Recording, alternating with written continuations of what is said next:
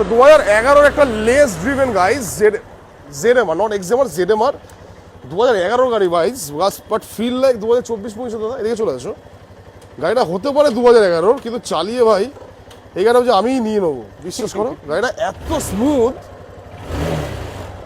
গাড়ি 21,000 জেনুইন চলা একবার একদম দাদা। 2011 গাড়ি। তো পরের বছর সিএফ ফেল, একদম সিএফ করে নেবে, একদম 3,000 টাকা কস্টিং পড়বে, 3 থেকে 4,000 টাকা কস্ট ভাই 2011 গাড়ি গাইস। একবার এসে দেখো, যাদের একটু কম বাজেট, যদি ভালো কোয়ালিটি গাড়ি চাও, একবারে লেস দিবেন 21,000 চলা।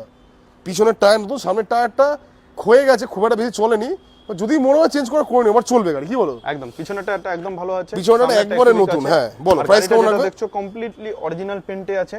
আচ্ছা, এটা বেশি ঘোড়া গাড়ির এই কন্ডিশন হতে পারে না। একটাই দাম বলবে, ক্যাশের মধ্যে ভাই নিয়ে যাবে, হেভি কন্ডিশন ভাই।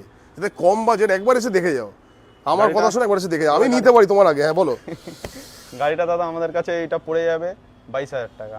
22,000 একবার এক্সাক্ট প্রাইস, মানে কোনো নেগোসিয়েশন ফার্দার? দেখো কোথাও হয়তো পায় 14-15,000 টাকা, এটা প্রপার বাইক আছে। বাট তুমি কমপ্লিট করে দিয়েছো সবকিছু, গাড়িতে কোনো কাজ নেই দাদা। গাড়ির হর্ন থেকে তুমি কি দেখলে বলো? ভাই হর্ন থেকে শুরু করে লাইট, সামনে এলইডি হেডলাইট থেকে শুরু করে এভরিথিং।